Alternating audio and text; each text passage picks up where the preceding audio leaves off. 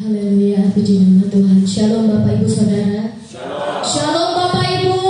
Shalom. Puji nama Tuhan. Kita bersiapkan hati kita. Kita mau memulai ibadah kita pagi hari ini. Saya undang jemaat Tuhan bangkit berdiri. Haleluya Yesus.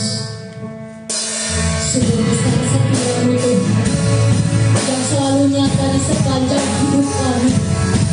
Terus Bapa nyatakan kasih karunia-Mu bagi kami pagi hari ini. Haleluya.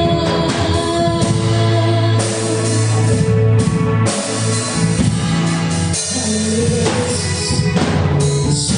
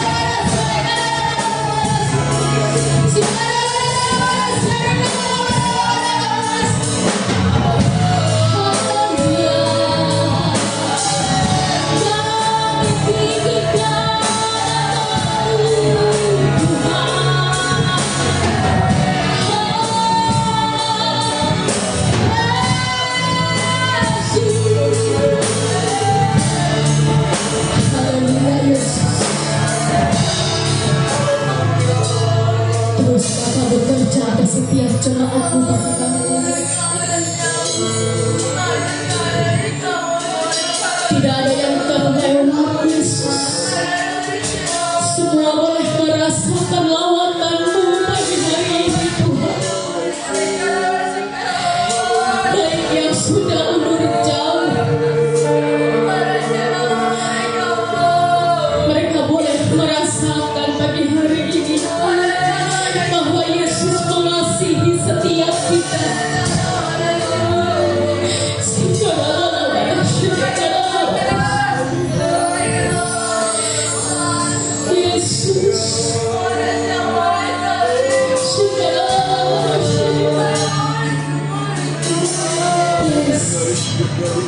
Berhadirat Tuhan atas ibadah kami pagi hari ini. Penuhi setiap kami, Bapa. Lawat setiap kami, Tuhan.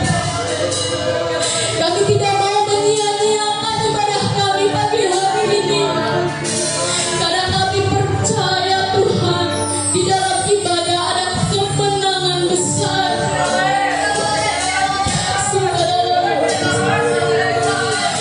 Saat ini yang sedang streaming pun saya percaya tidak ada yang terlewat.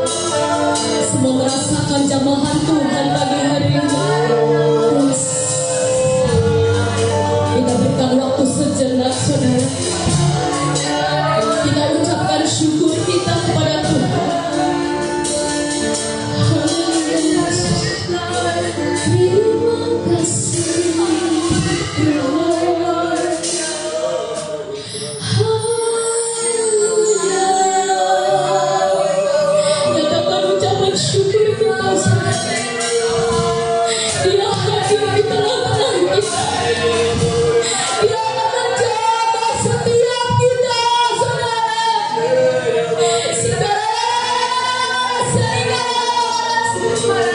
Penuhi Tuhan, penuhi dengan Roh-Mu.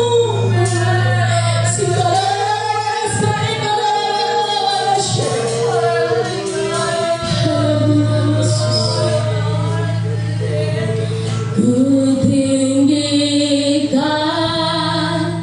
Engkau Tuhan, melebihi segalanya, lebih dalam ku menyembah dalam Roh.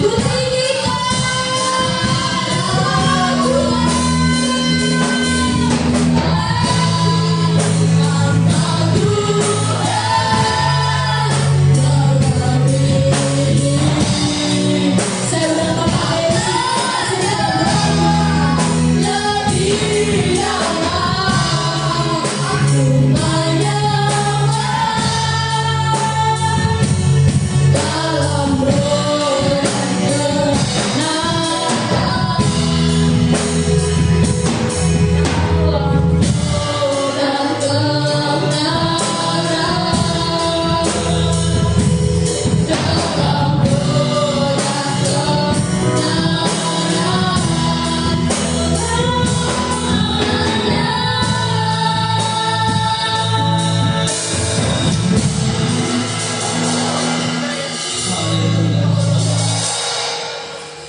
segala puji syukur hormat kemuliaan hanya bagi-Mu Tuhan.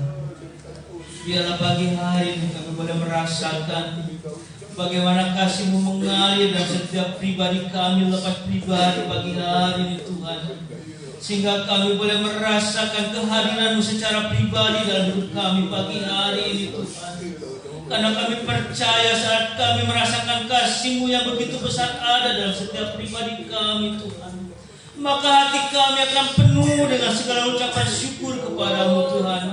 Terima kasih Bapa, terima kasih itu sebabnya pagi hari ini Tuhan Engkau lawat setiap jemaat-Mu Tuhan. Engkau nyatakan kuasa dan mujizat yang terjadi bagi jemaat-Mu pagi hari ini Tuhan. Karena kami percaya Tuhan Engkau ada di tengah-tengah kami, maka pemulihan itu terjadi dalam setiap hidup kami Tuhan. Terima kasih Bapa, terima kasih Engkau siapkan setiap hati kami Tuhan. Biarlah kami boleh membawa persembahan hidup kami yang terbaik pagi hari Tuhan. Tubuh jiwa roh kami bawa menjadi satu persembahan ibadah yang berkenan dan menyenangkan hati-Mu Tuhan. Terima kasih Bapa, terima kasih. Kami sadar Tuhan, saat kami beribadah kepadamu Tuhan, ada kuasa yang tidak senang untuk kami beribadah kepadamu Tuhan. Itulah kuasa dari si jahat Tuhan. Itu sebabnya kami mau patahkan, hancurkan pagi hari di dalam nama Tuhan Yesus Kristus.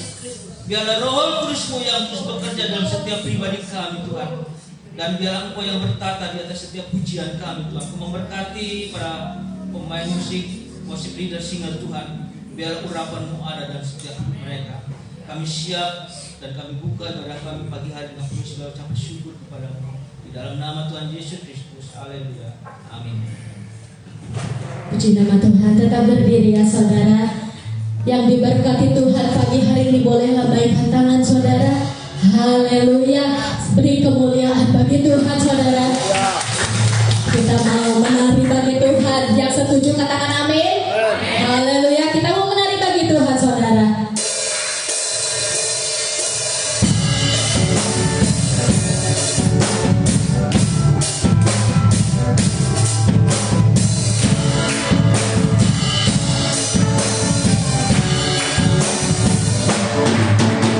Sha la la la, oh.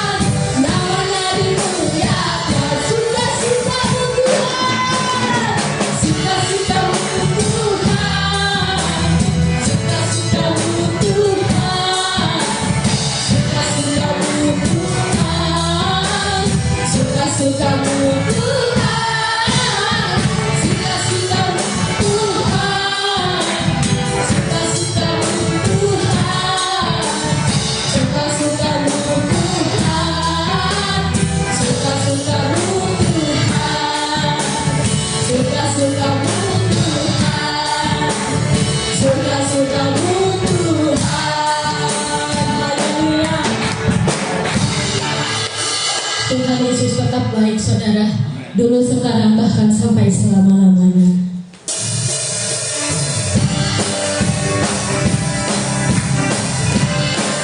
Tiada tersudah kasih setia Tuhan bagi setiap kita.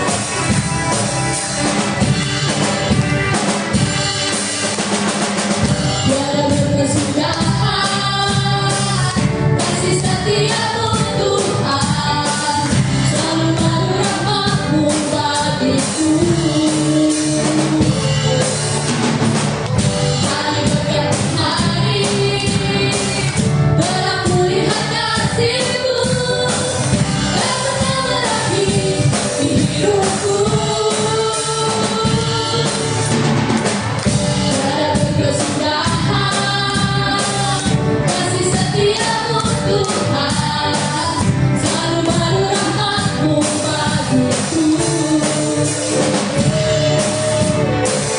Hari berganti hari telah kulihat kasih-Mu, tak pernah berakhir di hidupku. Angkat coba punya sama-sama, Tuhan Yesus baik. Haleluya, baik. Untuk selama-lamanya Tuhan Yesus baik, Tuhan Yesus baik, baik, sungguh amat baik. Untuk selama-lamanya Tuhan Yesus baik. Tiada berkesudahan kasih setiamu Tuhan, selalu baru rahmat-Mu bagiku. Hari berganti hari telah kulihat kasih-Mu, tak pernah berakhir di hidupku. Tuhan Yesus baik, sungguh amat baik. Untuk selama-lamanya Tuhan Yesus baik, Tuhan Yesus baik, sungguh amat baik. Untuk selama-lamanya Tuhan Yesus baik, untuk selama-lamanya, Tuhan selama-lamanya, untuk selama-lamanya. Jemaat Tuhan, Tuhan Yesus baik.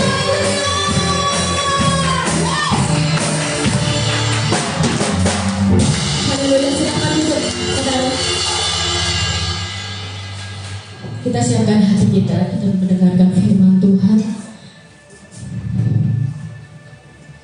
Kami percaya Tuhan, Kau selalu memelihara setiap kami. Bahkan burung-burung di udara pun Tuhan pelihara. Apalagi kita kesayangannya. Dia sangat mengasihi saudara dan saya pagi hari ini. Kita percaya saudara lewat firman Tuhan yang akan disampaikan, kita akan diberkati dengan luar biasa saudara. Haleluya Yesus.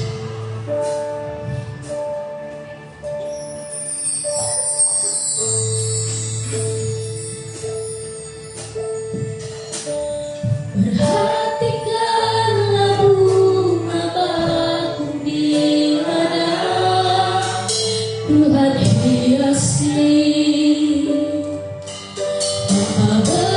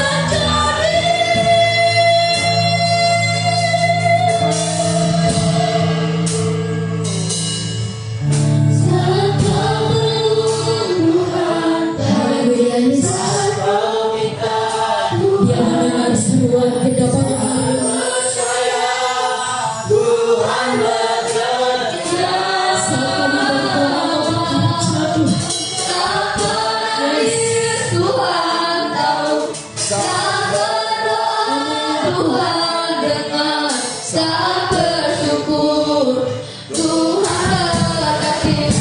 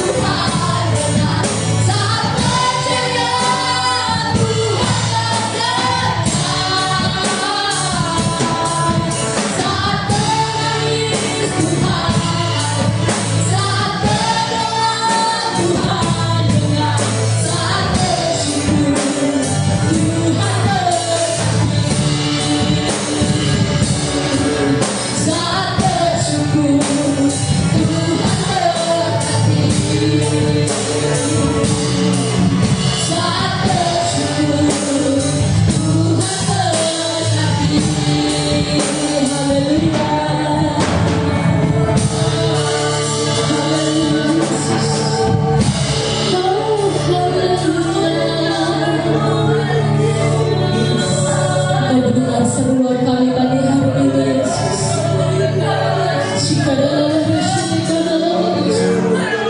Tiba saatnya kami akan mendengarkan firman-Mu, Tuhan. Berkata-katalah lebih lagi lewat hamba-Mu, Tuhan. Urapi hamba-Mu lebih lagi untuk menggunakan setiap rahasia firman-Mu, Tuhan. Sehingga benar-benar kami boleh dikuatkan, kami boleh disembuhkan pagi hari ini, saudara. Haleluya, Yesus. Buka hati kita, tanggalkan segala beban kita. Pagi hari ini berikan yang terbaik bagi Yesus. Haleluya, Yesus. Haleluya, Tuhan. Terima kasih Bapa yang baik. Kami dimampukan untuk bisa menjadi bagian dari pelaku-pelaku firman-Mu, Tuhan. Dan tiba saatnya kami akan mendengarkan firman-Mu. Biarlah kami membuka hati kami, memberikan hati kami sepenuhnya kepada-Mu, Tuhan. Sehingga firman yang akan ditabur pagi hari ini boleh tertanam di dalam hati kami. Dan biarlah Tuhan sembunyikan hamba-Mu di belakang salib-Mu, sehingga semuanya berasal daripada-Mu, Tuhan. Terima kasih Tuhan Yesus, terima kasih banyak. Kami bersyukur untuk semuanya kalau kami sudah memuji dan memuliakan nama-Mu. Dan kami menyerahkan semua ini ke dalam tangan-Mu. Hanya di dalam nama-Mu Tuhan Yesus Kristus kami berdoa dan mengucap syukur. Haleluya. Amin.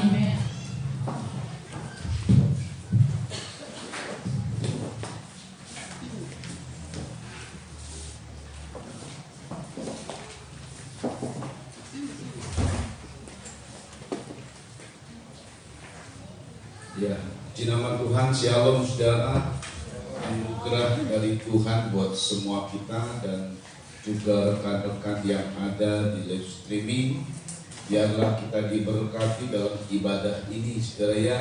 Saudara, mari kita membuka kitab kita dalam Keluaran 17. Kita baca dari ayat 8 sampai 16. Saya ulang, Keluaran 17 ayat 8 sampai 16.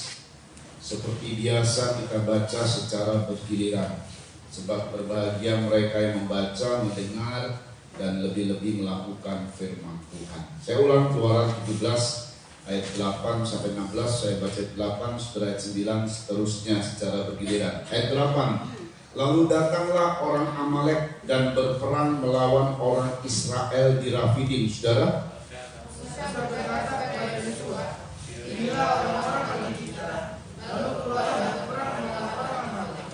Kita akan berdiri di timur itu dengan Allah. Lalu Yosua melakukan seperti yang dikatakan Musa kepadanya dan berperang melawan orang Amalek. Tetapi Musa, Harun, dan Hur telah naik ke puncak bukit. Saudara, dan terjadilah apabila Musa mengatakannya, lebih kuatlah Israel.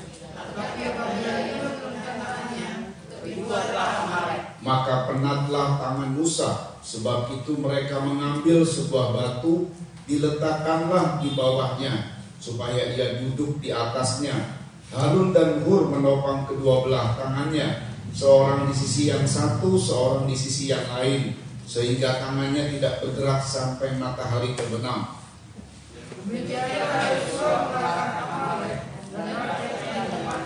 Kemudian berfirmanlah Tuhan kepada Musa, tuliskanlah semuanya ini dalam sebuah kitab sebagai tanda peringatan, dan ingatkanlah ke telinga Yosua bahwa aku akan menghapuskan sama sekali ingatan kepada Amalek dari kolong langit.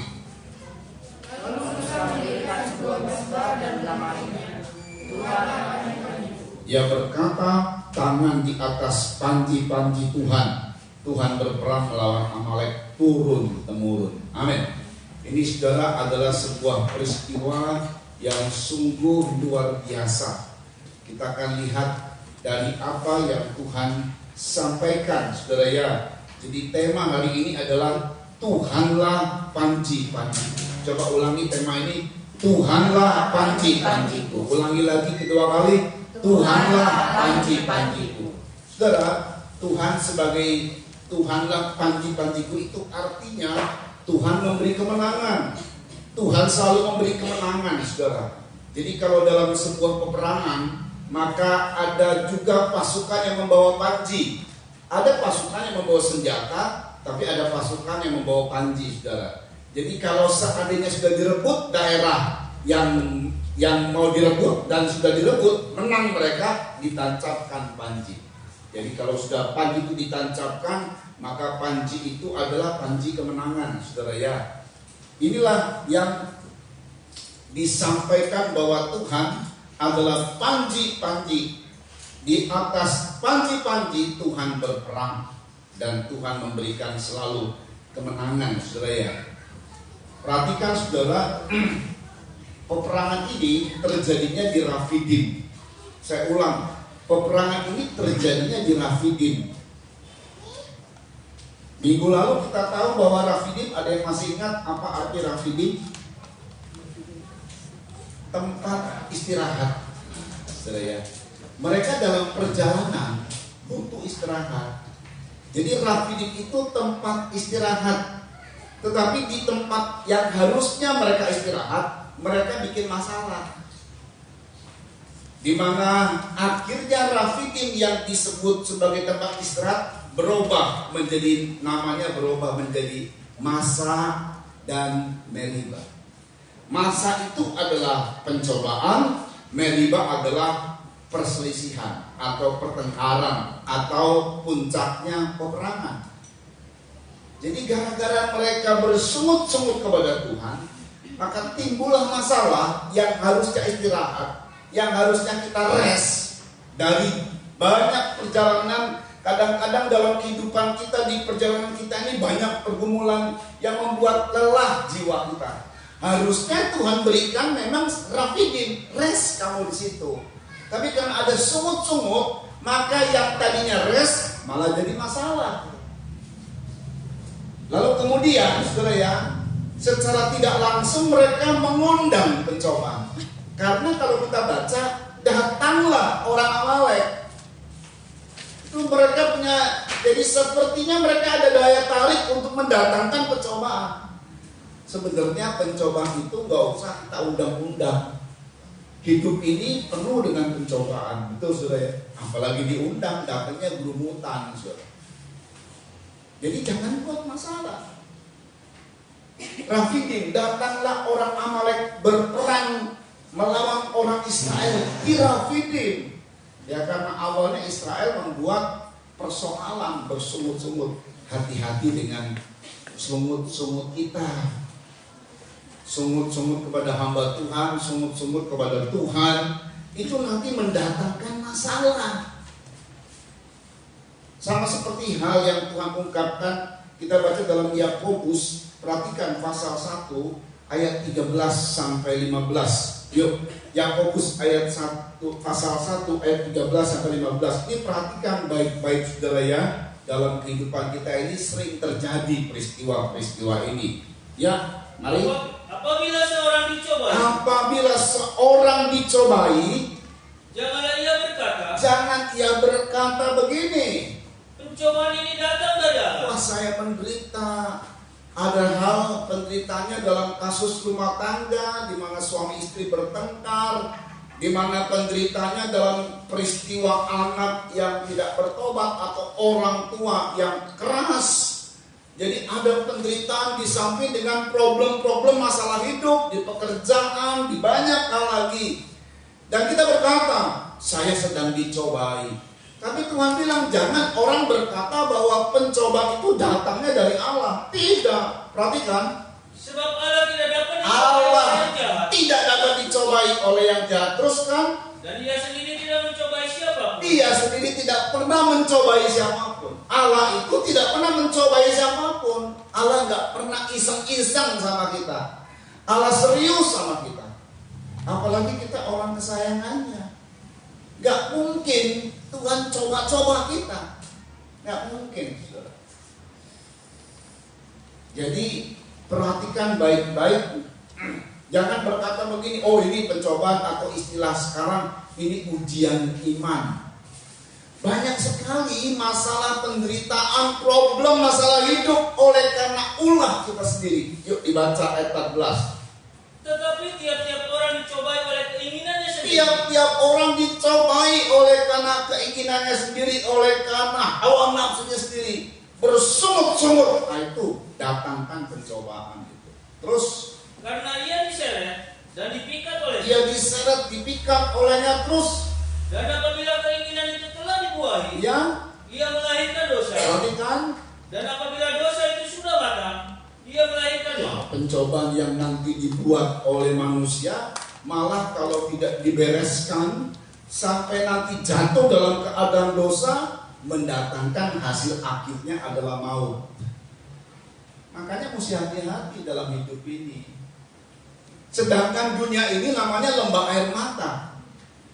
Awal manusia hidup saja dari bayi sudah mulai nangis karena susah hidup ini, saudara. Jadi nggak perlu kita datangkan pencobaan. Kita harus jaga hidup kita, jaga diri kita. Itu yang benar, saudara ya. Jangan apa-apa bersungut-sungut, apa-apa ngomel. Nah ini yang harusnya Tuhan sudah sediakan Rafidim, Tuhan sediakan tempat istirahat. Malah bersungut-sungut. Sehingga Musa bilang, robah aja Rafidim ini, namanya Masak dan Meriba. Pencobaan datang dan pertengkaran datang. Betul, orang Amalek memang mau berperang. Tetapi memang tetap Tuhan tolong kita. Gini saudara, dalam perjalanan Israel dari tanah Mesir yang setelah dikeluarkan dari perbudakan Mesir, Tuhan siapkan satu rencana yang begitu indah. Tanah Kanaan, tanah yang diberkati. Memang perjalanannya ada dua perjalanannya. Ada perjalanan yang singkat, itu perjalanannya lewat Filistin. Nah itu harus berperang mereka. Cuman Tuhan tahu orang Israel itu dalam kehidupannya belum siap untuk berperang. Nanti malah ngomel-ngomel ini. Waktu mereka berperang, sekalipun itu jalan pintas, dibuatlah di hutan sama Tuhan, hadapinya pada gurun. Tapi Tuhan sudah siapkan. Seluruh berkat sudah Tuhan siapkan. Pemeliharaan sudah Tuhan siapkan. Tadi kita nyanyikan sebuah nyanyian yang sebenarnya menggelitik kita harusnya. Perhatikan bunga di padang, tidak pernah meminta, tapi dibuat indah. Perhatikan burung-burung di udara, tidak bekerja, tapi dikasih makan oleh Bapa. Apalagi kita, ini harusnya menggelitik, harusnya kita, iya ya, saya ini harus percaya bahwa Tuhan pelihara saya. Hari-hari Tuhan pelihara saya, karena kita ini orang kesayangan Tuhan, umat kesayangan Tuhan. Tapi itulah Israel, ngomel, sungut, ngomel, isinya cuma itu aja hidup hari-hari, ngomel, sungut, nggak bersyukur, saudara. Mari kita rubah, karena ngomelnya kita ini mendatangkan masa dan Meriba, pencobaan dan pertengkaran lagi. Amalek datang. Jadi sebenarnya saudara ya, ini bukan rencana Tuhan. Keluaran 13 ayat 17 sampai 18. Pada saat dikeluarkan dari Mesir, ini sudah juga kita baca, tapi tidak mengapa kita baca ulang lagi. dikeluarkan dari Mesir, ada jalan singkat sebenarnya. Jangan lewat padang gurun, itu jalannya rada muter. Tapi Tuhan siapkan itu jalan padang gurun. Karena kalau jalan singkat, perang. Mereka nggak siap perang. Yuk dibaca, 2 Orang 13 ayat 17 sampai 18. Setelah Fir'aun membiarkan bangsa itu pergi, Iya, Allah tidak menuntun mereka melalui jalan ke negeri orang Filistin. iya. Walaupun jalan ini yang paling dekat. Walaupun jalan ini paling dekat ke tanah Kanaan. Terus, Sebab firman Allah, jangan-jangan bangsa itu menyesal jangan-jangan bangsa itu menyesal apabila mereka menghadapi peperangan, sehingga mereka kembali ke Mesir. Iya, saudara. Sedangkan terjadi yang harusnya tidak bertemu dengan karena padang gurun, saudara. Tidak bertemu dengan manusia. Amalek datang. Nah ini Amalek datang kenapa? Karena diundang, secara tidak sengaja diundang dari semut-semut mereka. Yang harusnya tadi saya bilang Rafidin istirahat, mereka istirahat. Kan kita perlu istirahat dalam bekerja, saudara. Dan Tuhan kasih loh istirahat. Tapi sayangnya karena sungut-sungut, jadi mulailah pencobaan datang. Tapi tetap, biarpun ada pencobaan, karena Tuhan sudah mengeluarkan umatnya. Tuhan telah mengeluarkan kita. Tuhan telah memilih kita. Biarpun pencobaan itu karena ulah kita, Tuhan mau tetap menolong kita. Itu yang saudara kita harus perhatikan ya. Cuman sayangnya jangan terus hidup ini habis dengan persoalan-persoalan hidup yang besar-besar. Jangan, saudara. Tapi kalaupun ada problem dan masalah, Tuhan mau tolong. Makanya sampai ada istilah Tuhanlah panji-panjiku. Nah ini Tuhan mau tolong, saudara. Ya perhatikan baik-baik. Nah, bagaimana cara Tuhan menolong? Ini menarik sekali. Tapi sebelumnya kita ingin tahu dulu, ini masalahnya masalah apa? Tadi musuhnya siapa? Ada yang ingat kita baca kan? Musuhnya siapa? Bangsa apa, saudara? Amalek.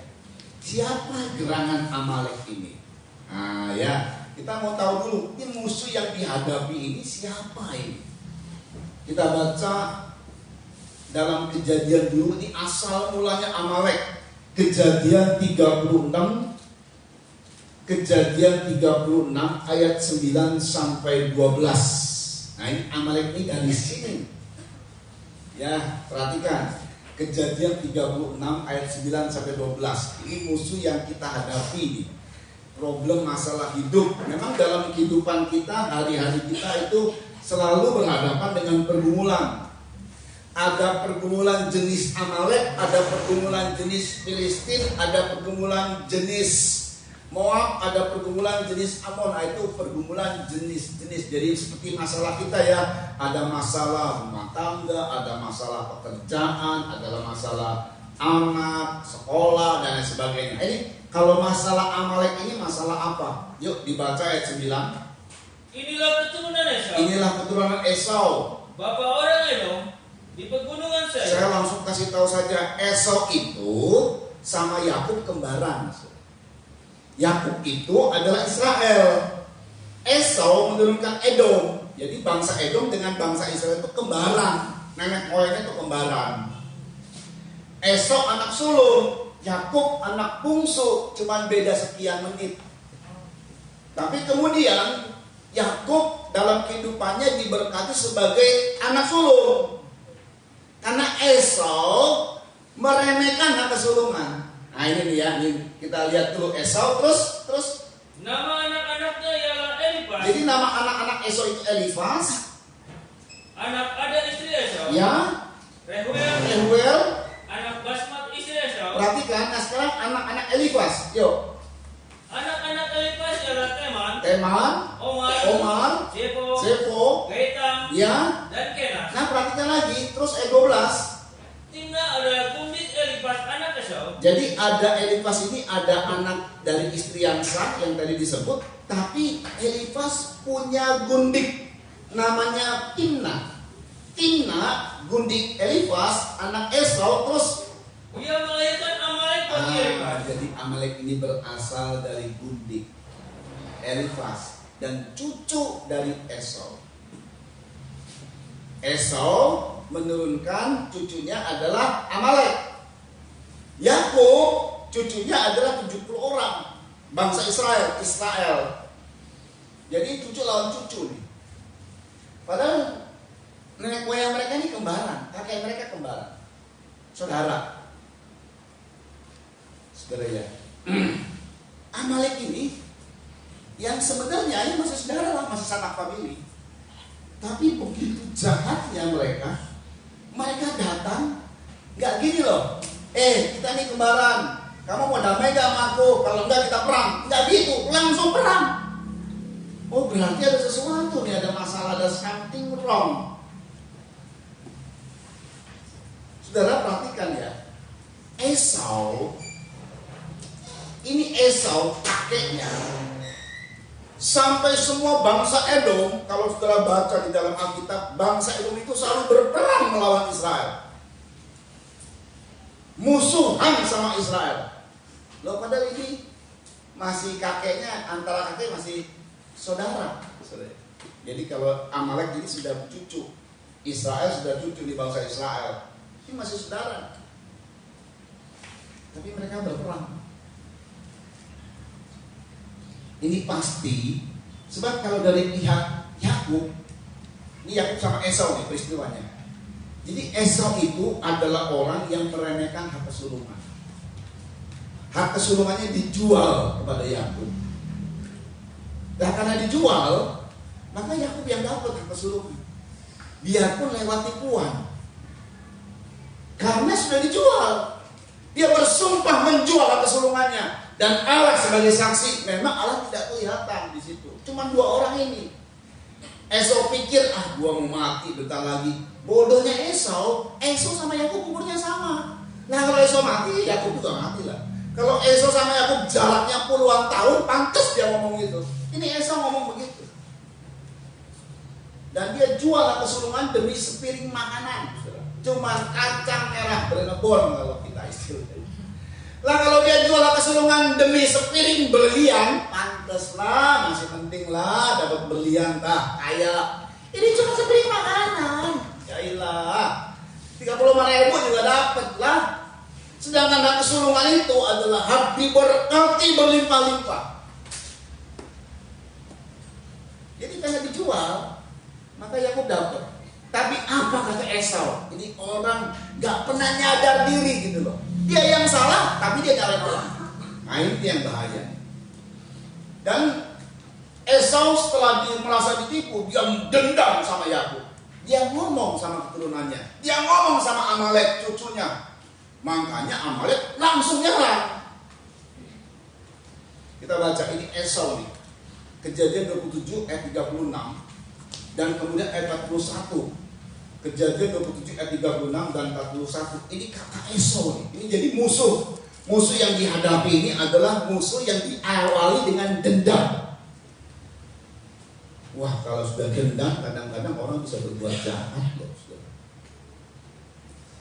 Yuk dibaca Kejadian 27 ayat 36 lalu lompat ayat 41. Yuk. Kata Esau, Ya. bukankah tepat namanya Yakub? Ya. Karena ia telah 2 kali menipu aku. Padahal nama Yakub itu bukan penipu. Yakub itu pendesak. Nah, jadi kalau orang dapat peluang, dia desak untuk dia dapat duluan itu. Jadi dia nggak mau direbut sama orang. Bukan penipu, tapi kata Esau dengan menambah-nambahi kebenarannya. Tepatlah namanya dia penipu, telah 2 kali dia menipu aku. Terus Hak kesulunganku telah dirampas. hak kesulunganku telah dirampas. Yang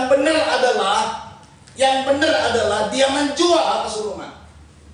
Jadi menyalahkan orang. Dia udah salah, ada masalah, dia salahkan orang. Itu ciri Esau. Itulah kemudian musuh dari Israel. Itulah musuh dari kebenaran. Yang menurunkan kemudian Amalek langsung berperang. Hidupnya nggak ada damai. Dendam adanya. Terus Dan sekarang dirampasnya pula berkat-Nya untukku. sekarang dirapasnya pula berkat-Nya untukku. Terus Lalu katanya, apakah Bapak tidak mempunyai berkat lain bagiku? 41 lompat. Esau menaruh dendam kepada Yakub. Esau menaruh dendam kepada Yakub. Terus Karena berkat yang telah diberikan oleh ayahnya kepadanya. Ya. Lalu ia berkata kepada Lalu dirinya dia sendiri, berkata pada dirinya sendiri. hari-hari berkabung karena kematian ayahku itu tidak akan lama lagi. Perhatikan. Pada waktu itulah Yakub adikku akan kubunuh. Nah, jadi Esau ini dendam sama Yakub. Lalu disampaikan kepada anaknya Elifas. Kamu tahu, saya punya saudara kembar namanya Yakub yang sekarang jadi bangsa Israel. Itu saya dendam sama dia. Dari Elifas turun kepada Amalek. Lah kalau nggak turun cerita ini, nggak ngerti Amalek. Sebab tiba-tiba datang berperang. Nggak permisi ini itu pada saudara loh. Jahat. Peperangan yang dilakukan oleh Amalek ini jahat sekali. Itu karena didasari dari dendam. Dan ini pun masalahnya bukan masalah Yakub yang salah. Kita baca untuk ini supaya saudara memahami ya. Karena kadang-kadang ya kita udah jatuh dalam pencobaan, nyalain orang. Itu yang paling bahaya nanti. Tuhan gak bisa tolong kita. Kita baca dalam Kejadian. Ini kisah sebenarnya nih. Makanya ada banyak ya dalam kehidupan kita dengar omongan A menurut dia, kita dengar omongan B menurut si B. Kebenarannya yang mana sih? Kadang-kadang saya suka bingung, saudara. Ada dua cerita yang berbeda ceritanya. Pada cerita orang yang sama diceritakan. Ini mana yang benar, saya bingung. Itu sejak saya dari dahulu sebagai seorang pengerja, sebagai seorang hamba Tuhan, sebagai pelayan Tuhan, dengar dari A tentang katakanlah tentang si orang ini gitu ya, dengar dari B, dengar dari C, kok beda-beda ya, ini mana yang benar? Dengar dari A saya sampai panas sih sama si orang ini nih. Dengar dari B saya sampai panas ini, bingung jadinya. Ini sekarang sama seperti Esau. Esau menyalahkan Yakub. 2 kali dia menipu aku. Sebentar. Ini kisah nyatanya. Kejadian 25. Perhatikan. Jadi kita harus tahu ini kisahnya. Perhatikan saudara ya. Kejadian 25 ayat 29. Yuk dibaca. Pada suatu kali Yakub sedang memasak sesuatu. Memang dia suka masak. Nah, jadi nggak salah kalau dia masak sesuatu. Memang dia itu adanya di kemah. Esau suka berburu. Dia masak sesuatu. Entah hari itu Esau nggak dapat buruan, nggak dapat binatang buruan. Padahal dia mahir. Tapi entah gimana, itu kan urusan Tuhan. Dia nggak dapat. Jadi lagi lapar nih ya. Terus Lalu datanglah Esau dengan lelah dari padang. ya, Kata Esau kepada Yakub, berikanlah kiranya aku menghirup sedikit dari yang merah-merah itu, karena aku lelah. Itulah sebabnya namanya disebutkan Edom. ya perhatikan lagi. Tetapi kata Yakub, jualah dahulu kepadaku harta sulungan. Ya, Yakub bilang, jual dulu harta sulunganmu. Dia nawarin toh. Yakub nggak salah, Yakub tidak merampas, menawarkan. Dia mau. Yuk. Syaut Esau, sebentar lagi aku akan mati. Ini bodohnya Esau. Umurnya kan sama, cuma beda semenit, 2 menit kali. Nah kalau misalnya Yakub pada saat itu umurnya 70, Esau juga 70. Sama-sama mati kalau gitu. Ini umurnya sama, dan saat itu mereka masih muda. Urusan ngomong gara-gara cuma masalah sedikit makanan, belum makan aja sampai ngomong soal mati. Ya ilah. Sudah kalau katakanlah ada hutang, ya hutangnya cuma berapa, gak usah ngomong-ngomong sampai mati lah, masih jauh. Saya kadang-kadang sama papa saya ya, sakit di sini atau di kaki lah, nanti kejempet pintu gitu. Babe saya bilang, masih jauh dari leher, lo apa-apa lo nangis cengeng. Ya maksudnya gitu, masih jauh dari leher, belum mati lah, jangan lebay gitu kalau orang istilahnya ya. Ini yang lebay bisa, cuman belum makan hari itu.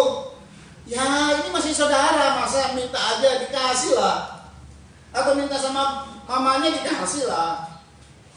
Urusan ini urusan sebentar lagi aku mati. Buat apa itu semua? Sungguh meremehkan yang namanya harta sulungan. Terus, apakah gunanya bagiku harta sulungan itu? terus, Kata Yakub, bersumpahlah dahulu kepada oh Yakub gak bisa itu, dapat peluang nih. Bersumpah dahulu kepadaku. Terus, maka bersumpahlah ia kepada Yakub. mereka itu bersumpah, saudara. Keduanya bersumpah. Kalau udah sumpah nggak bisa digugah. Allah sebagai saksinya memang nggak kelihatan. Makanya jangan main dengan kata-kata kita. Semua perkataan kita dipertanggungjawabkan. Dia bersumpah harus dipertanggungjawabkan. Terus, Dan dijualnya harta sulungannya kepadanya. terus, Lalu Yakub memberikan roti dan masakan kacang merah itu kepada Esau. Ia makan dan minum, lalu berdiri dan pergi. terus. Demikianlah Esau memandang ringan harta sulungan itu. Nah, pada saat peristiwa kesulungannya mau diberi, di mana akan didoakan sama Ishak ayahnya, Esau susah dapat duluan. Yakub ya lewat ibunya, udah kamu aja yang maju, sama-sama kan suaranya mirip-mirip, cuma tangannya beda, dikasihlah segala macam lah. Ini semua adalah rekayasa dari ibunya. Jadi bukan Yakub, dia cuma ngikutin aja. Kasih kambing ya supaya punya Esau berbulu. Ini dikasih tampilin kambing nih, ininya nih. Kulit kambing supaya dia diraba. Oh, karena Ishak matanya sudah buta. Ya dibuat sama Tuhan seperti itu supaya harta sulungannya jatuh sama Yakub, tidak kepada Esau. Karena dia sudah meremehkan harta sulungan. Malah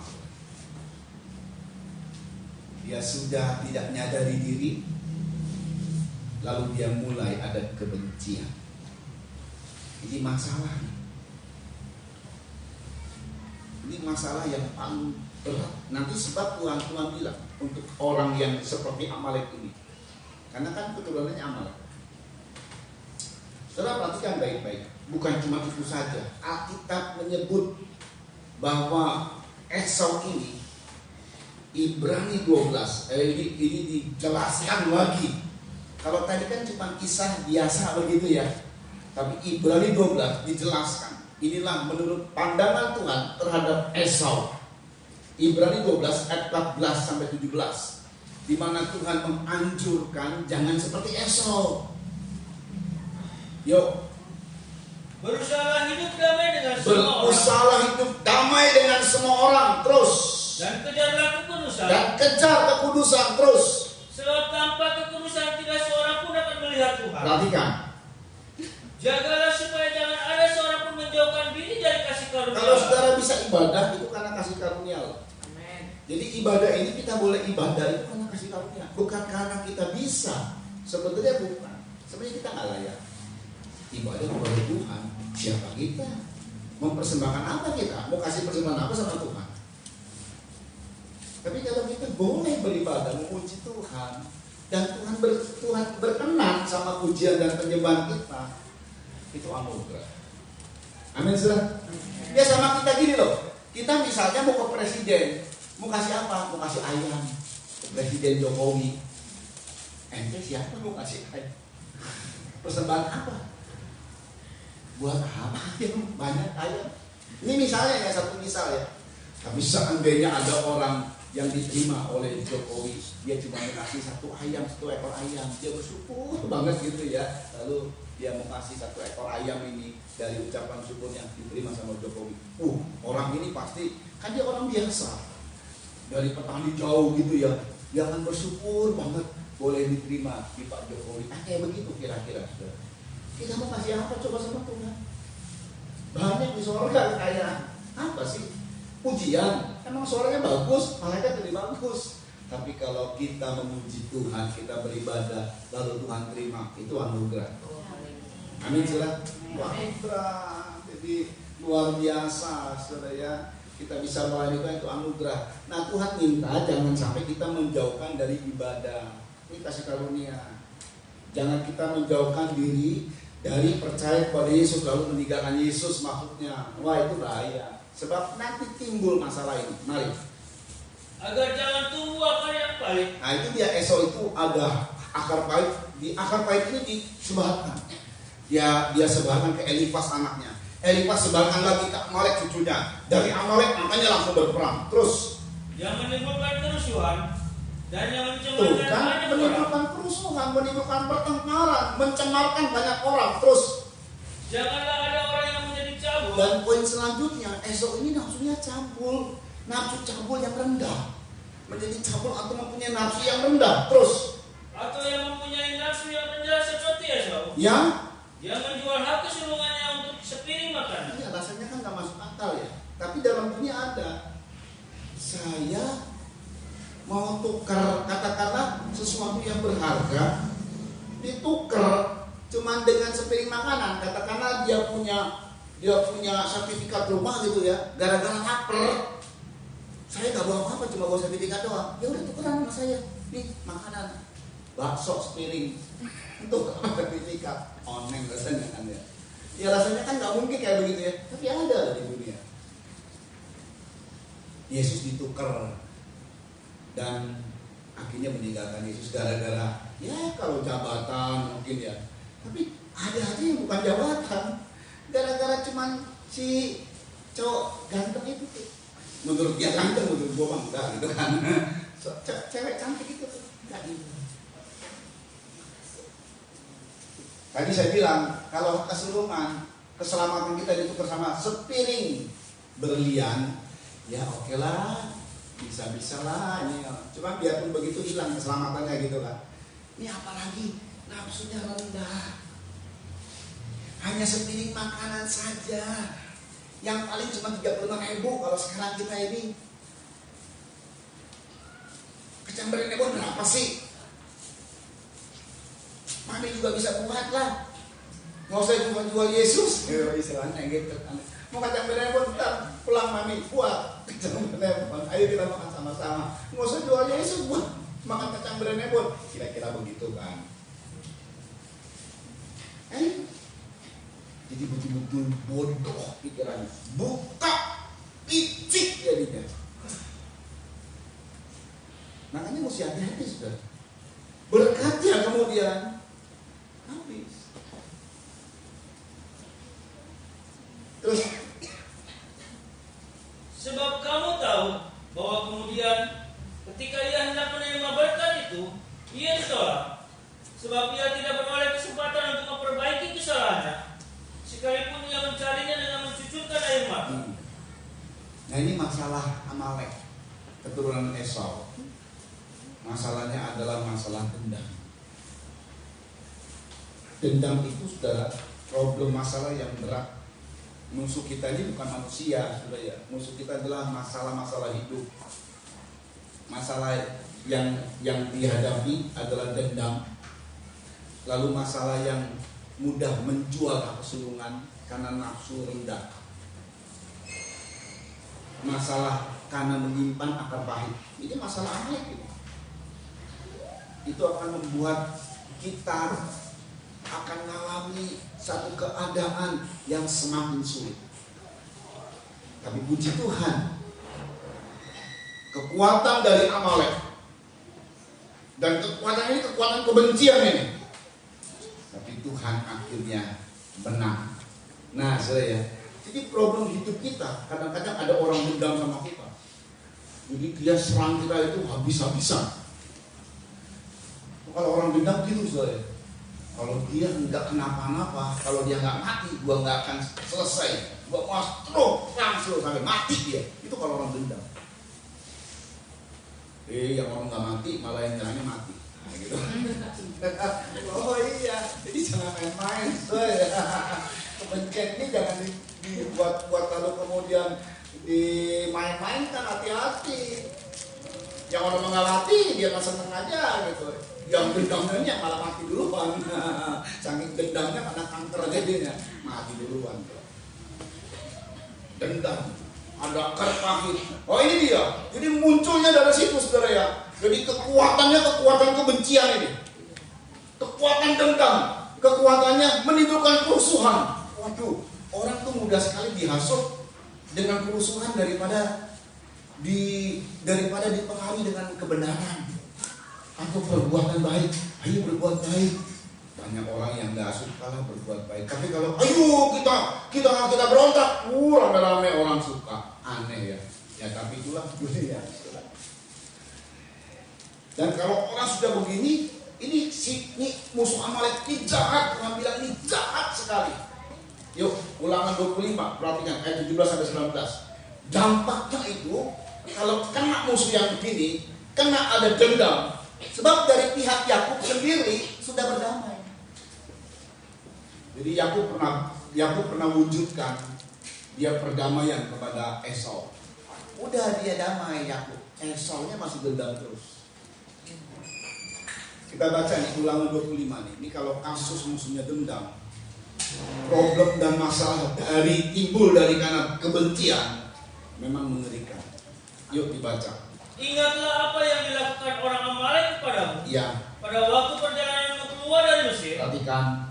Bahwa engkau didatangi mereka di jalan, dan semua orang lemah pada barisan belakangmu dihantam mereka. Tuh, jadi kalau orang udah dendam, itu nggak pernah berhenti untuk mengincar. Nggak pernah.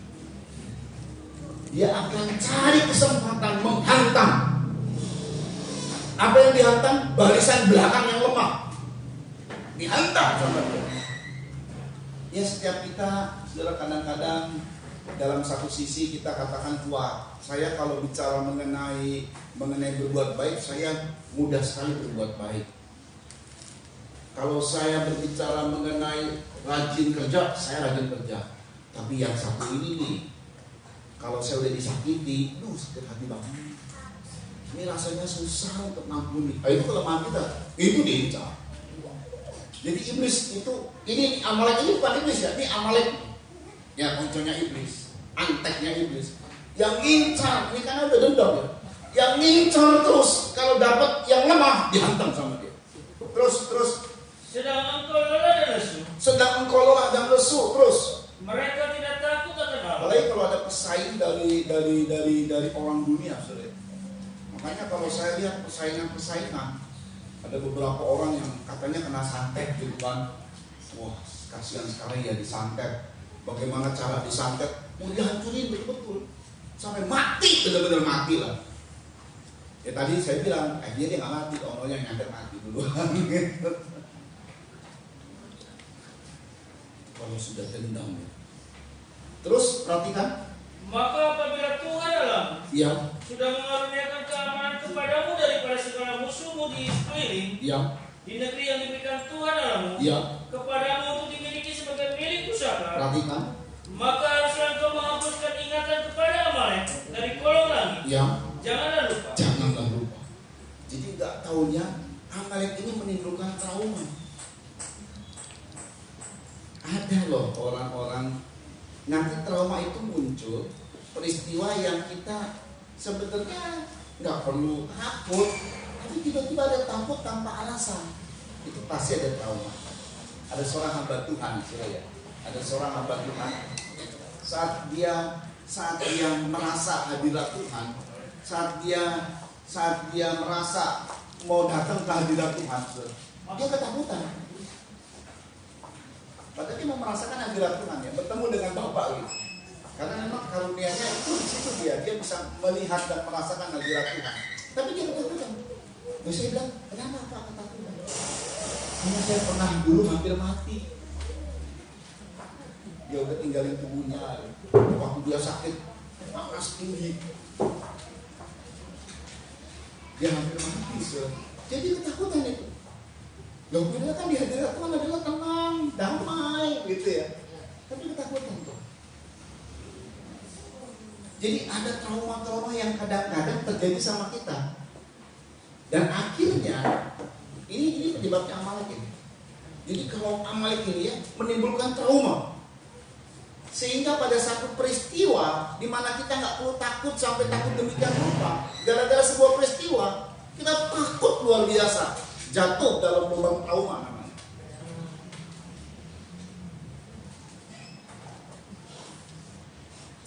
Sehingga kehidupannya tidak percaya diri, kehidupannya ada rasa minder. Itu karena pasti ada trauma-trauma. Makanya Tuhan bilang, hapuskan dari kolong langit ingatan Amalek. Karena peristiwa itu dia terekam dalam memori otak kita. Makanya disebutnya hapuskan ingatan kepada Amalek dari kolong langit. Musuh Israel itu banyak. Ada Moab, ada Amon, ada Filistin, ada apa lagi? Banyak ya musuh-musuh Israel itu. Ada orang Yebus, ada yang kalau masuk kanan Hewi, Girgasim, banyak sekali.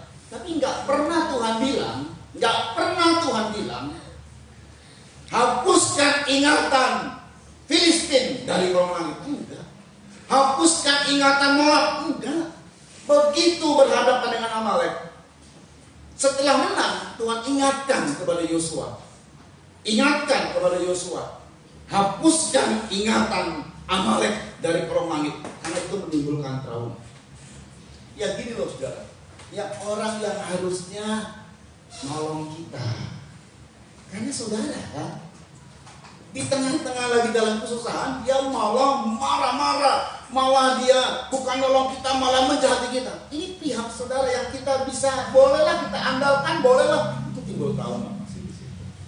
Kalau orang marah-marah bukan saudara kita, ya pantas lah, dia bukan saudara kita, memang dia selalu berbuat jahat sama kita. Justru nih orang yang kita harapkan lah, bisa diharapkan lah. Kadang-kadang ada seorang anak trauma sama orang tuanya. Karena orang tua itu harusnya melindungi, tapi orang tuanya tidak melindungi, malah melukai, trauma. Kadang-kadang istri trauma kepada suami, entah suami yang pertama, kedua, ketiga, mungkin ada aja begitu kan ya. Jadi keselanjutnya dia jadi trauma. Anak trauma sampai kalau saya lihat ada satu orang dia menyampaikan statement, saya tidak mau menikah. Trauma. Udah kelihatan saudara. Yaitu trauma itu sesuatu hal yang harus dibereskan. Kalau kita nggak injak lubang trauma, nggak apa sih? Tapi kalau kita nginjak, ada sebuah peristiwa yang mirip dengan trauma itu namanya kita nginjak. Jeblos kita langsung. Jeblos, karena itu seperti jebakan. Dan jeblos, langsung kita jadi ketakutan. Banyak saya alami orang-orang yang trauma. Dan bagaimana cara menghadapinya? Dia kembali ke masa lalu, di mana trauma itu muncul. Lalu di situ Tuhan akan nolong kita. Tuhan ada di situ juga. Tuhan ada di situ dan mengangkat kita dari trauma. Sehingga itu semua dihapuskan ingatan-ingatan itu. Hapuskan ingatan dari kolong langit. Jangan lupa. Saudara ya. Nah saudara, ini luar biasa banget. Saudara, lalu cara menangnya gimana? Jadi ini problem entah bisa dari pihak saudara itu yang kadang-kadang jadi aduh, yang nyaingin kita itu, yang nyerang kita itu, kalau orang lain ya sudahlah, ini sama-sama usaha ya, orang lain ya pantas lah dia, apalagi orang dunia. Nah ini adalah saudara kita sendiri loh. Ini adalah orang yang dekat sama kita loh. Ini adalah orang yang sebenarnya ya dialah membantu kita, apalagi Esau itu kakak. Tapi dia malah yang nyerang, kan ada dendam. Nah ini jadi berat. Jadi masalah bukan cuma pada masalah di jasmani aja, ini sampai kepada kedalaman masalah roh, jiwa kita. Tapi semua bisa Tuhan tolong. Tidak ada masalah yang tidak bisa Tuhan tolong. Sebut masalah apa kita yang paling besar sekalipun, Tuhan mampu menolong. Makanya Tuhan jadikan gini, Tuhanlah panji-panjiku.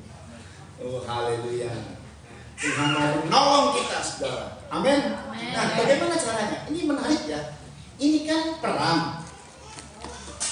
Perang dari mana? Amalek melawan Israel. Perang. Saya mau tanya nih, kalau perang itu diperlukan fasilitas perang, betul saudara ya?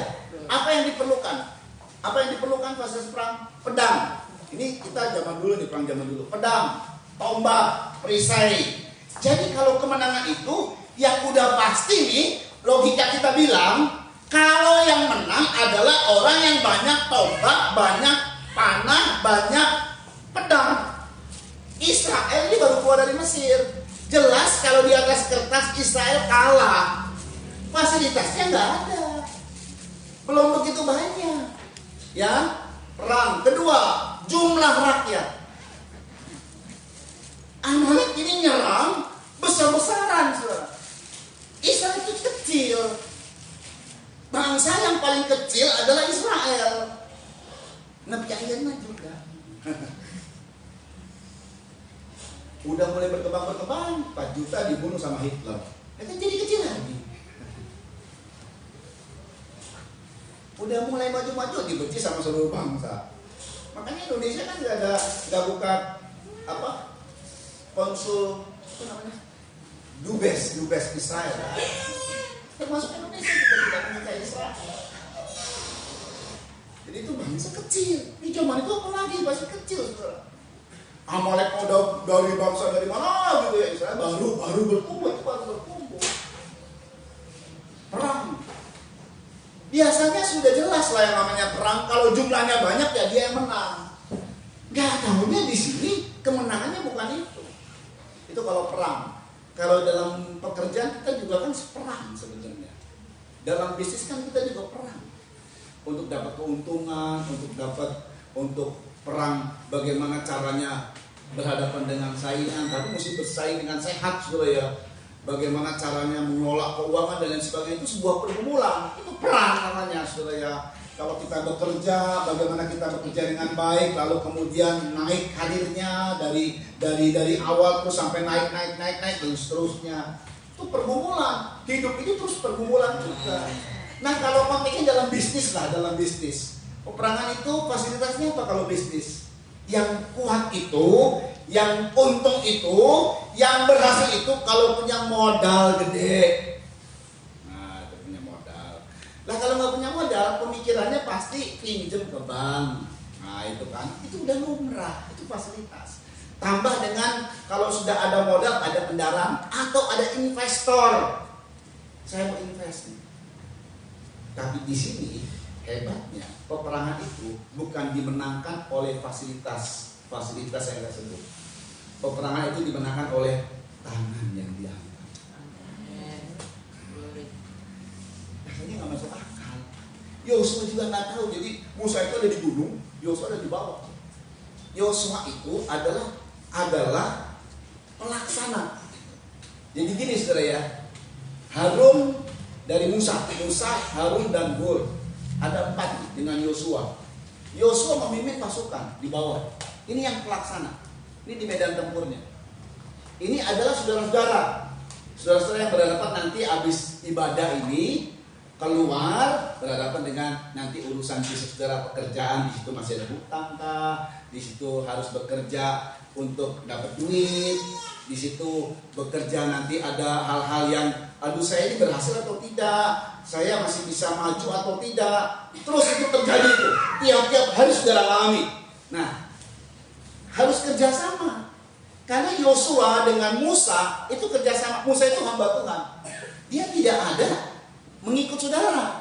Saya tidak mengikut saudara. Waktu saudara lagi kerja, saya tungguin di toko gitu ya, sambil ngeliatin gitu, sambil gimana. Kan enggak, wah tambah ngaco, tambah kita bingung jadinya ya. Saya adanya di tempat di mana tangan diangkat. Itu namanya berdoa. Lalu saya punya seperti Musa itu, tadinya Musa. Jadi waktu tangannya diangkat, Israel menang. Iya, dilihat ini nih, katakanlah kanan ini Israel, kiri ini Amalek. Waktu tangan diangkat, Israel menang. Wow, maju ini Israel, gitu. Terus Musa tangannya capek, turun. Amalek menang. Loh. Musa lihatin ini. Loh, begitu diangkat, Israel menang. Mau bodo amat tuh fasilitasnya apa kayak, nggak punya yang menentukan kemenangan itu tangan diangkat. Nah, dilihatlah sama Harun dan Hur. Pembantu dari hamba Tuhan. Makanya saya ada staf gembala, ada anak, ada istri, lalu ada staf gembala, nopang supaya tangannya tetap diangkat. Sebab kalau sendiri lemah, Musa lemah, capek. Wajar dong, betul ya. Makanya ada yang membantu, yang mendukung. Jadi gak taunya saudara kerja berhasil karena ada tangan yang diangkat. Ada tangan yang diangkat. Itu juga kena kepada tugas saya, saudara. Tangan yang diangkat. Saudara bisa tertolong. Yang sakit, ada kesembuhan biarpun ada berangsur-angsur tapi disembuhkan. Yang punya masalah, dia pun berangsur-angsur tapi mulai terbuka jalan. Itu karena tangan dia. Tapi gini saudara, antara hamba Tuhan, antara Musa sama Yosua itu harus kerjasama yang baik. Kalau Musa sama Yosua saling jengkel-jengkelan, kayaknya Musa nggak mau angkat tangannya. Ini jengkelin Yosua. Yosua jengkel sama Musa, nggak mau taat Pak. Enggak, saya nggak mau taat. Ayo kumpulin pasukan, nggak mau. Itu kan jengkel-jengkelan, marah-marahan. Nah, Yosua sama Musa ini kerjasama. Harun sama Hur kerjasama. Tapi saya mau tanya, perhatikan ya, saudara pasti tahu lah jawabannya. Yang paling peran penting di sini, tangan diangkat ya, kan tangan diangkat.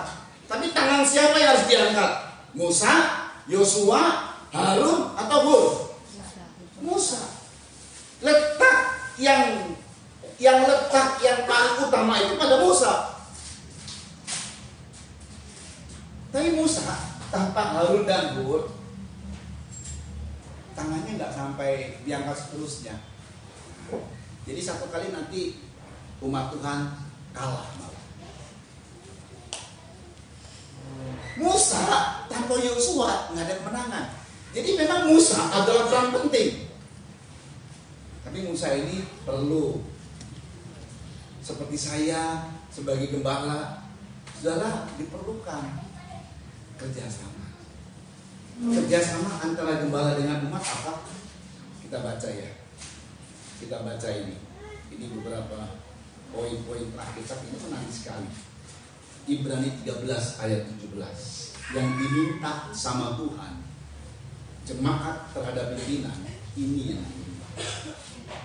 Ibrani 13 ayat 17. Yuk dibaca. Taatilah pemimpin-pemimpin. Taatilah pemimpin-pemimpinmu terus. Dan tunduklah kepada mereka. Tunduklah kepada mereka. Ini bukan kata saya, kata firman. Kenapa harus begitu? Sebab mereka berjaga-jaga atas jiwa. Mereka berjaga-jaga atas jiwamu terus. Sebagai orang-orang yang harus bertanggung jawab. Sebagai orang-orang yang harus bertanggung jawab atasnya terus. Dengan jalan itu mereka akan melakukannya dengan Iya, gembira. kalau jemaat yang nggak usah memberikan keluhan, teruskan. Bukan dengan keluh kesah. Bukan dengan keluh kesah. Saudara, siapa sih yang tidak diterima di sini kalau datang sama Tuhan? Saudara sendiri bisa ngerasa lah. Orang yang nyakitin saya saja, kesel, tapi datang diterima. Gak ada yang ditolak di sini. Cuman peristiwa pada saat dia berkeluh kesah sama hamba Tuhan ini, sebab kalau keluh kesah ayatnya terus. Sebab hal itu tidak akan membawa keuntungan bagi. Iya, tidak akan membawa keuntungan. Malah adanya kerugian. Siapa di sini yang nggak diterima? Diterima. Ada orang yang nyakitin saya sampai hebat sekali dulu, saudara ya. Sampai saya difitnah aja sama saya. Dia datang, saya terima. Beberapa jemaat yang lama mungkin tahu. Difitnah saya di sana sini. Dipukul sama orang. Dia datang, saya terima. Tapi kemudian Tuhan berkehendak lain. Orang ini harus meninggal duluan karena kena diabetes. Tapi saya terima. Ini saya bilang pelayanan lagi, kita melayani lagi sama-sama. Gak ada yang gak diterima. Saya jadi gembala memang sudah komit sama Tuhan. Memang siap untuk pertama disakiti. Ya itu dia komitnya. Jangan jadi gembala kalau nggak siap disakiti. Yang pertama saya dapatkannya itu menderita. Baik menderita, baik disalahkan, nggak baik disalahkan. Ya udah begitu lah. Terima kita. Yang cuman sayangnya buat jemaat rugi. Ada kerugian di situ. Yosua Ya ini seperti Yosua itu seperti kita yang berhadapan dengan masalah. Hamba Tuhan, kalau dengan hati yang gembira diangkat tangan, semua menguntungkan saudara. Segala problem dan masalah hidup, lambat atau cepat Tuhan tolong. Karena Tuhan di situ diundang sama kita, Tuhan jadi panji-panji. Lalu kemudian Tuhan hadir di setiap hidupmu. Saudara tidak tahu bagaimana seorang gembala mengangkat tangan, doa maksudnya, mendoakan semua jemaat. Dan saudara, memang seperti Yosua tidak tahu apa yang dikerjakan Musa, tidak tahu. Tapi yang Yosua dapatkan, terus dia menang perang terus dia perang dengan menang. Ih, kok menang ya? Ih, padahal pasukan kita cuma sedikit. Ih, padahal fasilitas kita cuma sedikit ini. Tapi kok menang ya? Nggak taunya yang di atas bukit tangan Musa terus terangkat. Karena ada Harun dan Hur. Hamba-hamba Tuhan ini betul-betul bekerja bersama-sama. Tidak saling gep-gepan. Saya berdoa supaya biarpun kita ada gembala, wakil gembala, jangan, oh itu mah kelompoknya Om Benny. Kelompoknya gembala. Oh nggak ada kalau itu. Tidak ada yang begitu. Kita satu kesatuan hati. Satu tubuh Kristus. Amin. Amin saudara. Jadi segala sesuatu yang terjadi, Tuhan tolong. Tuhan tolong dalam kehidupan kita. Dan itu poin untuk hamba Tuhan dan jemaat. Dan saudara kalau pengen tahu juga bagaimana hidupmu menang lewat doa, tangan yang diangkat. Mungkin kau kerja hari-hari, pergumulan begitu berat. Selesai kerja atau ada orang yang mungkin bangun malam hari karena pergumulan yang berat, dia berdoa mencucurkan air mata. Kekuatan doa itu dahsyat. Kekuatan doa itu dahsyat. Amin saudara. Seluruh masalahmu bisa diselesaikan dengan doa. Datang sama Tuhan, berdoa sungguh-sungguh, pasti Tuhan bela. Penyelesaian masalahmu dalam bisnis, dalam apa saja, bukan duit, tapi doa. Amin. Kalau saudara rasanya lemah, WA ke saya, telepon saya, papi bantu doa, saya masukkan agenda, saya bantu doa. Tapi semua saudara sudah saya masukkan agenda. Ada orang-orang, Pak Harun saya minta bantu doa, saya bantu doa.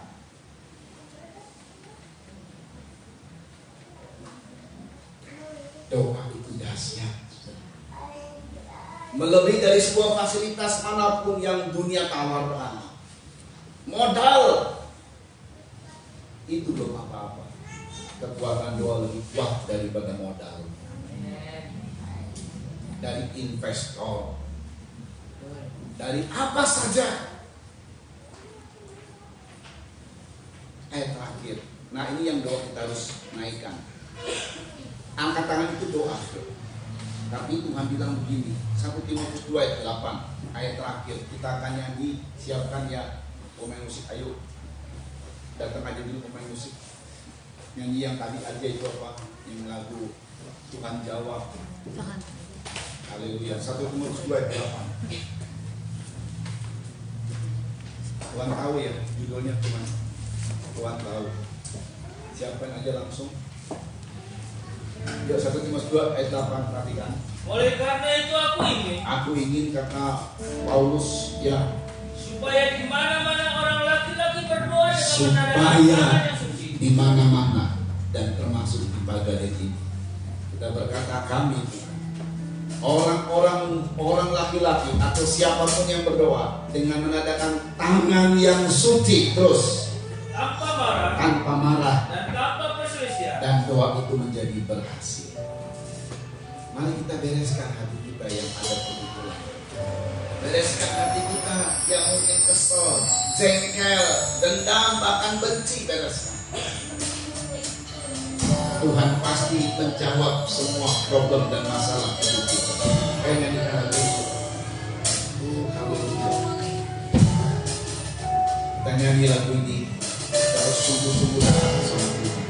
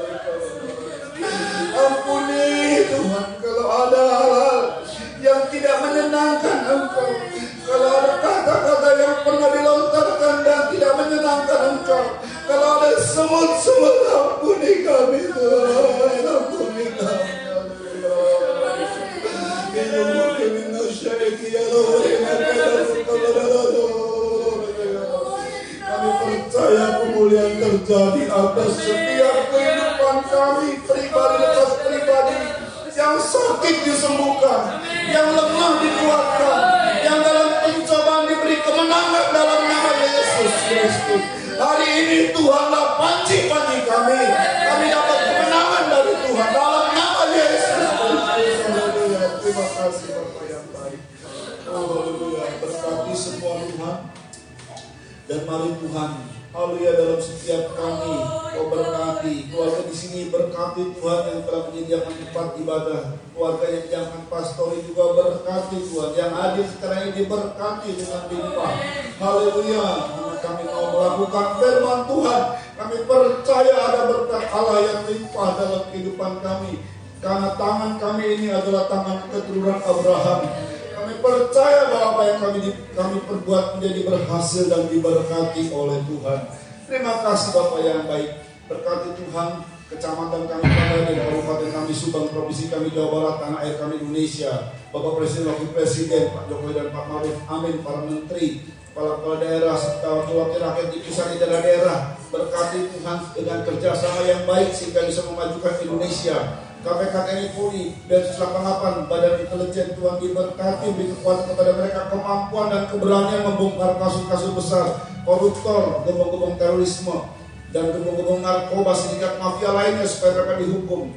Tetapi kalau luput dari hukum dunia, mari Tuhan, biarlah hukum surga bertindak agar namamu ditakuti di bumi Indonesia ini, dipermuliakan di bumi Indonesia ini, nama Tuhan dipermuliakan. Terima kasih Tuhan, kalau sebentar kami kembali ke rumah kami masing-masing, sampaikan dengan selamat, dengan tidak kekurangan sesuatu apapun. Yang ikut ibadah onsite, yang dalam ibadah online, terus berkati di mana kami berada, nama Tuhan dipermuliakan. Angkat dua kami dan terima berkat dari Tuhan.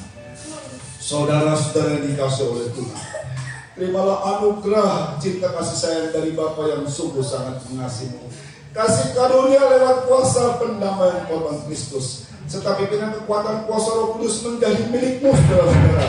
Dari sekarang ini sampai Tuhan Yesus datang kali yang kedua, bahkan sampai selama-lamanya. Dalam nama Tuhan Yesus Kristus, mempelai pria sorga dan imam besar yang kami puja-puji selalu, kami alaskan doa ini. Haleluya.